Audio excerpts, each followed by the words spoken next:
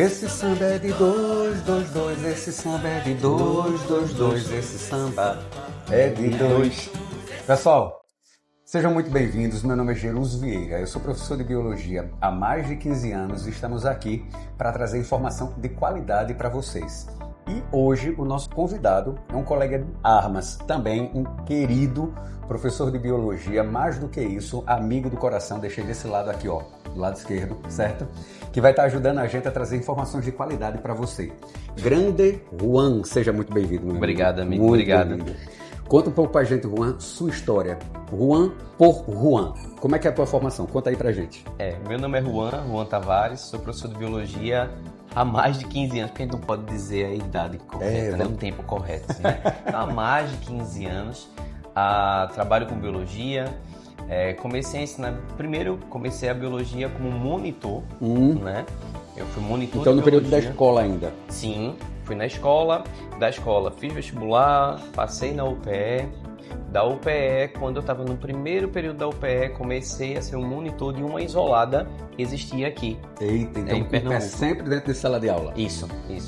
Eu posso dizer que eu nunca fiz nada que não seja sala de aula. Nunca fosse para pesquisa? Não. Que coisa boa. Eu fui sala de aula. Eu digo à minha esposa que eu só sei dar aula. Né? Mas isso já é tanta coisa. É muita sabe, coisa, né, Juan? amigo? Nossa, É muita coisa, né? é muita É igual coisa. a palavra síndrome. Ela envolve tanta coisa que a gente quer resumir somente com a ideia de síndrome. É verdade. E puxa pra cromossomo, tá bem, né? É verdade. Então, Bom, aí você continuou na faculdade, na UPE. fiz a UPE, aí fui monitor de um curso aqui. Desse curso eu virei professor desse curso da Isolada. Depois disso eu entrei numa escola, né? Virei professor ensinando, que eu acho que quando a gente fala em ser professor, a gente aprende a ser professor, não é na faculdade. Não. A gente aprende a ser professor ensinando, em sala de aula, né? Sabe que o meu caminho, ele foi um pouco diferente do seu.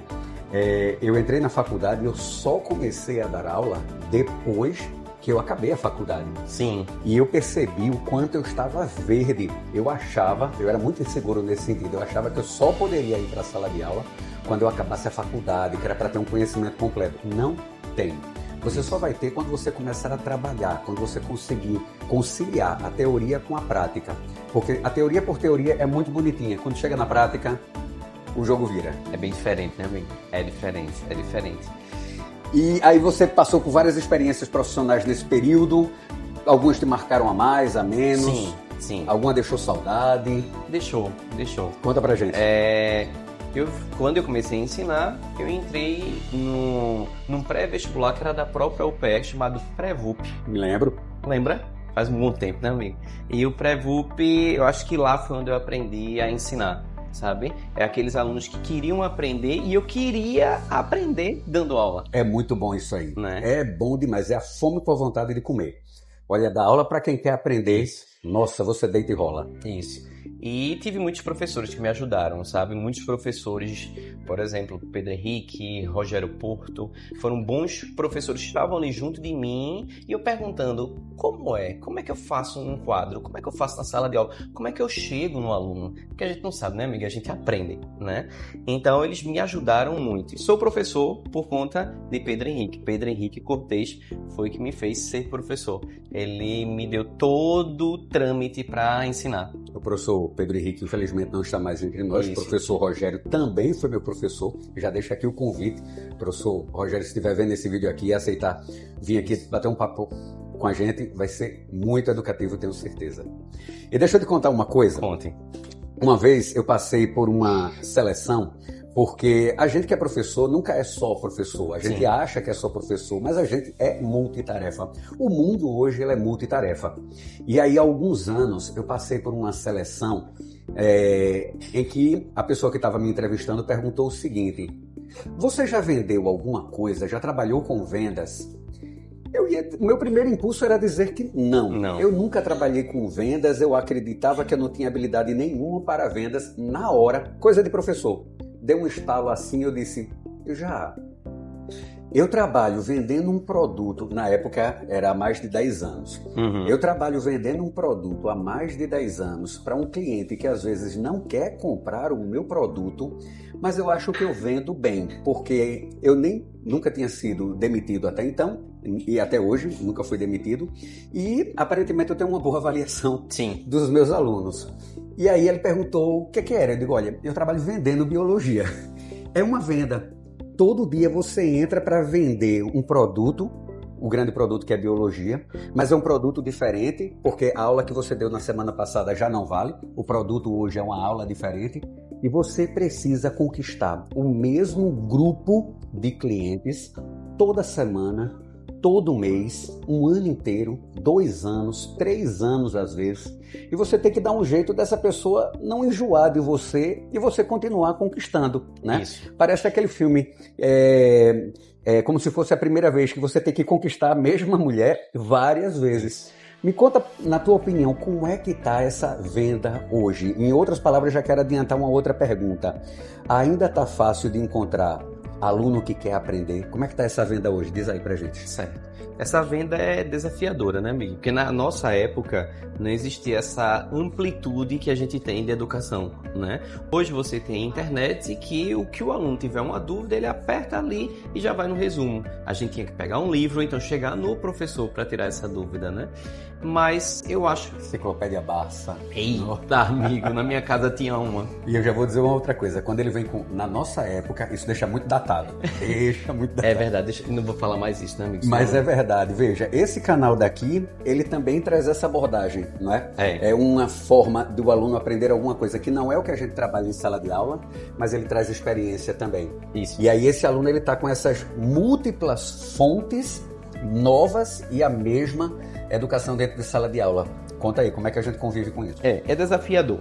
É desafiador porque você tem que também seguir esse caminho, né? Então não é dar a biologia por biologia. Você vai ter que dar exemplos da biologia, né? Agora a gente está falando, se a gente está falando, o que é que está fazendo com que a gente saia o som? O que é que está fazendo para que a gente escute? Não é simplesmente mais você desenhar um aparelho auditivo e explicar. Você tem que demonstrar isso. Então a demonstração vem de outras formas. O uso, inclusive até do próprio celular, o uso de outras características que fazem com que o aluno entenda que esse som está reverberando em você, né? Então é desafiador. Mas é um desafio que eu digo que é muito bom. Porque eu acho que a gente... Como você disse, todo dia você sai de casa para vender um produto que se chama aula biologia. Mas a gente tem que dar essa aula de biologia. Você entra numa sala, entra em outra sala, às vezes é o mesmo conteúdo. Mas a forma de abordar às vezes muda. Quando o aluno faz uma pergunta só para a pessoa, por que isso? Sua aula ela vai mudar. E isso é bom, porque a gente entende, o professor entende que ele não é um mero decorador de conteúdo.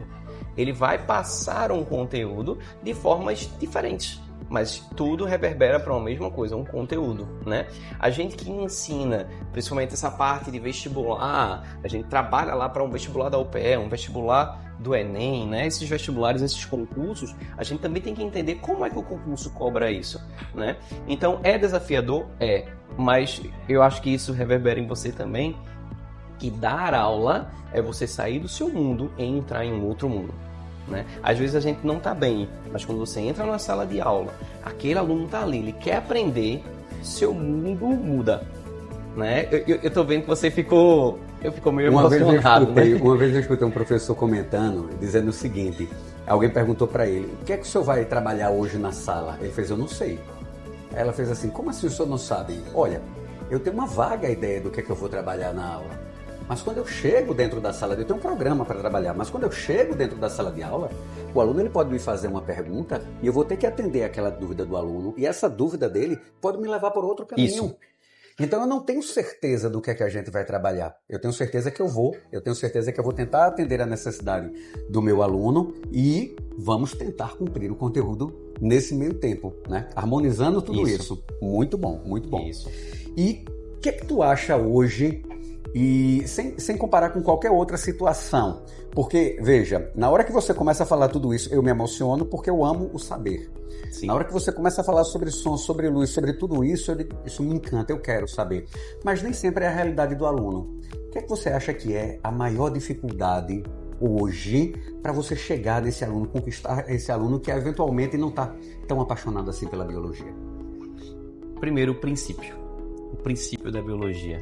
O que é a biologia? Por que a gente estuda a biologia? Biologia é isso, né? Biologia é tudo isso.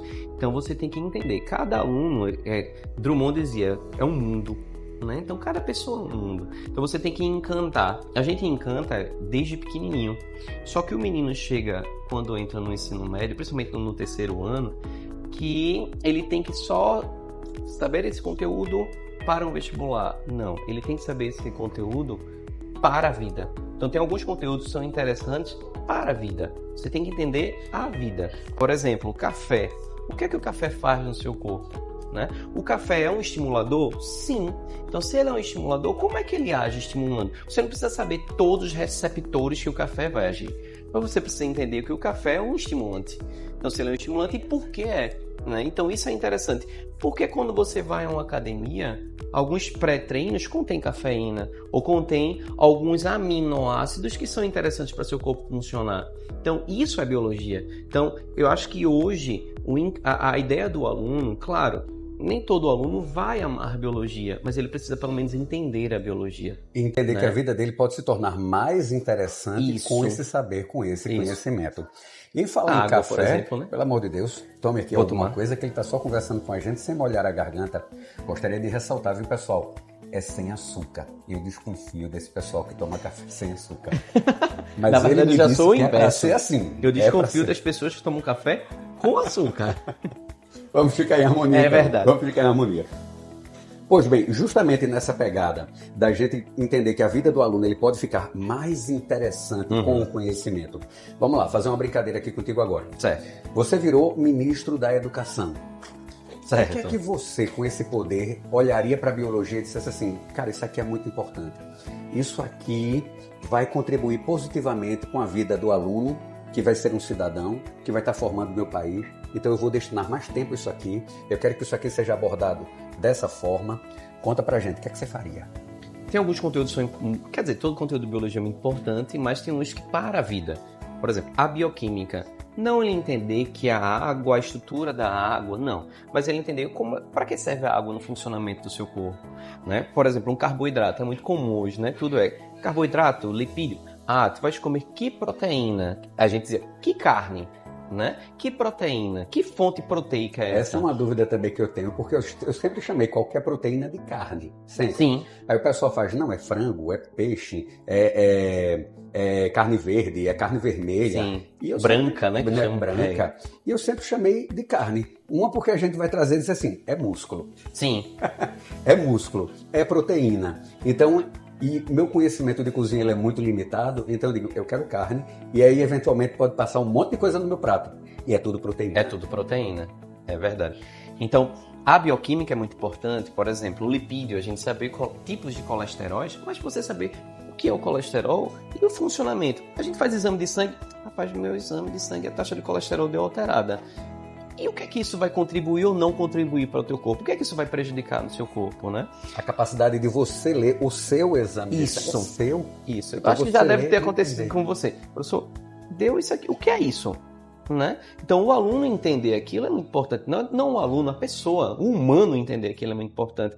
Uma outra coisa muito importante é a parte fisiológica, o funcionamento do teu corpo, a ideia de respiração. Por exemplo, eu voltei agora a fazer exercício físico, amigo. E é interessante, você subir poucos degraus, você já percebe que a tua respiração não fica mais ofegante como estava antes. E por que isso? Né? Porque quando você vai correr é interessante o ato do respirar, o ato do correr, porque é interessante a pisada que você vai fazer. Isso é fisiologia, né? Anatofisiologia. Então isso é interessante. E uma parte que eu acho importantíssima, principalmente pra gente, é a parte de programa de saúde, a parte de doenças, transmissão, né? Eu sei que você também é muito interessado nessa parte, né? É porque tem uma aplicação direta, eu vou falar mais um pouquinho para ele poder tomar, gente.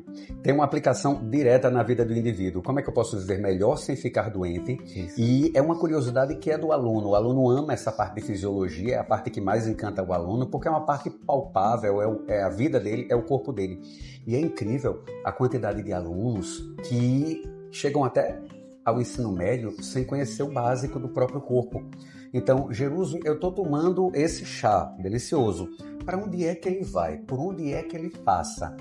Quando ele está dentro do pulmão. Então, o trajeto, o que é que acontece dentro do seu corpo? Você sabe que por conta das religiões, durante muito tempo, era proibido analisar os cadáveres. E só assim a gente poderia saber como é que era a anatomia.